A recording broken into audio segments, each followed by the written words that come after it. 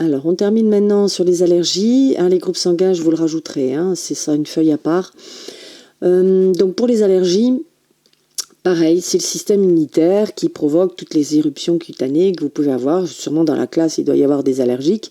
C'est l'ensemble de réactions excessives de l'organisme à un allergène. Alors, allergène, ça peut être un grain de pollen, ça peut être de la fraise, ça peut être n'importe quel produit chimique, ça peut être, voilà. Donc, il y a beaucoup d'allergies. Et dans les allergies, il y a deux phases. Il y a la phase qu'on appelle la phase de sensibilisation et la phase de déclenchement. Alors, les allergies alimentaires se traduisent par une augmentation de granulocytes, basophiles et leucocytes et des anticorps. Donc ça fait partie des allergies. Après, vous avez d'autres allergies comme l'asthme, les rhinites, les eczémas, les œdèmes de Quick. Ça, c'est des allergies qui ne sont pas donc de type alimentaire. On a donc deux grands types de réponses allergiques. Sur les 4 qui existent au final, mais nous, on n'en étudiera que 2. On étudiera l'hypersensibilité immédiate et l'hypersensibilité retardée. Donc l'hypersensibilité immédiate, c'est ce qu'on appelle les allergies de type 1. C'est très rapide, donc comme dit son nom. Vous allez gonfler, vous allez avoir des rougeurs, vous allez avoir des difficultés à respirer. Alors, il y a donc 2 contacts que je vous détaille dans le poli à la page 7. On va d'abord lire le texte. Au premier contact, l'allergène, les LB produisent des anticorps, on est d'accord, contre cet allergène. Les anticorps vont se fixer sur un mastocyte. Alors, un mastocyte, c'est un leucocyte donc, qui se trouve dans les tissus. Qui fait partie de l'immunité innée. Alors, je vous en ai pas parlé parce qu'il est uniquement à cet endroit-là. Et ce mastocyte, qui est donc dans les tissus, va donc être informé de cet allergène grâce aux anticorps qui vont venir se fixer dessus. Donc, ça veut dire que le patient a mémorisé l'entrée de cet allergène. Et au deuxième contact, par exemple deuxième piqûre d'abeille, la phase de déclenchement, et là le contact entre 2 anticorps, on appelle ça un pontage, va se créer et va modifier la perméabilité de la cellule et déclencher ce qu'on appelle une dégranulation d'une protéine qui se trouve dans le mastocyte qu'on appelle l'histamine. Voilà. Et cette histamine, c'est elle qui va provoquer ces inflammations, ces œdèmes. Alors les allergies alimentaires, bien sûr, les urticaires, les rhinites, les conjonctivites, tout ça c'est dû à l'histamine de vos mastocytes qui se trouvent dans vos tissus. L'autre hypersensibilité, elle s'appelle retardée. Comme son nom l'indique, vous n'allez pas vous en rendre compte tout de suite. Elle est à médiation cellulaire, c'est la type 4. En général, 12 à 24 heures après le contact avec l'allergène, il va y avoir l'apparition d'eczéma. Tiens, des plaques rouges sur votre corps, dans votre dos. Ce sont les responsables, en fin de compte, ce sont les lymphocytes 4 mémoire qui sont ici à l'origine de la réaction inflammatoire. Il n'y a pas de problème d'anticorps. Alors vous avez un petit schéma pour vous l'expliquer. Donc ici le lymphocyte T4 sensibilisé, qui va donc prévenir les dégranulocytes, qui va donc entraîner des lésions tissulaires. Vous avez aussi ici un macrophage activé. Vous avez des cellules donc qui deviennent un petit peu trop grosses, remplies. Alors bon, on va pas vous demander d'apprendre ce schéma, mais c'est pour vous montrer un petit peu ce qui peut se passer.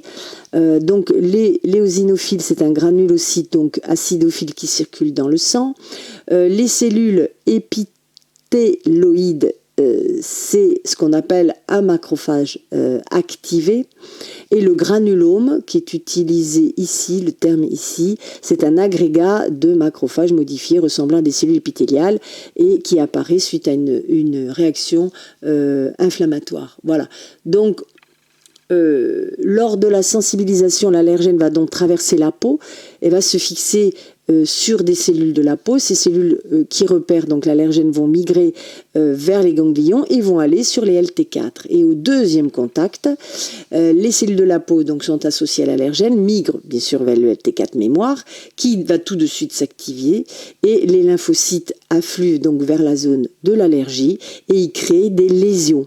Voilà, des lésions vésiculaires, intradermiques, qui sont visibles au bout de 48 à 72 heures.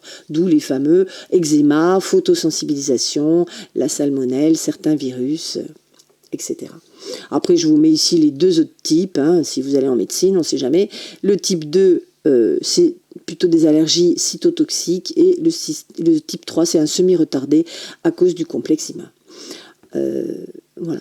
Plumes et déjections d'oiseaux. Il y en a beaucoup qui sont allergiques aux déjections d'oiseaux ou aux plumes.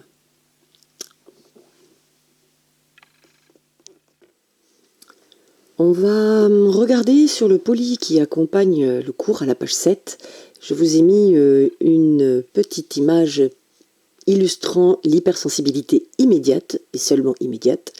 Vous voyez un petit bonhomme là qui se gratte parce qu'il a du pollen, de la poussière d'acarien, des poils, des produits chimiques, un venin d'abeille, pourquoi pas.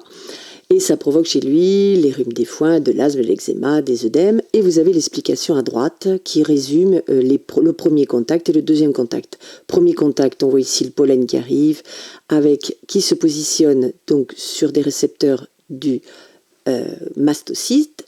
Et puis ensuite, au deuxième contact, les anticorps qui se trouvent sur le mastocyte font un pont, hein, et qui permet de relier les deux anticorps et qui provoque l'exocytose de l'histamine, qui est donc la fameuse protéine qui entraîne ces fameux œdèmes. En dessous, c'est exactement la même chose, mais expliqué peut-être d'une autre façon, pourquoi pas. Vous avez ici l'allergène qui rentre, et le globule blanc, donc le lymphocyte B, est en contact avec cet allergène. Il le mémorise, il fabrique des anticorps, donc spécialisés sur cet allergène, et va le positionner sur le mastocyte qui est ici. D'accord ? Donc les anticorps vont venir autour du mastocyte pour lui dire on a repéré ça dans le corps, ça c'est le premier contact. Deuxième contact, l'antigène donc va directement aller sur le mastocyte et faire un pont de liaison entre les deux. Allez, mince. Wow. Pardon, il y a eu un truc. Entre les deux anticorps, et va entraîner automatiquement l'exocytose, ici en petit point bleu, de l'histamine. Voilà, qui provoque, comme vous le dites en bas, de l'asthme, de l'eczéma, des chocs anaphylactiques. Voilà pour l'explication de cette allergie.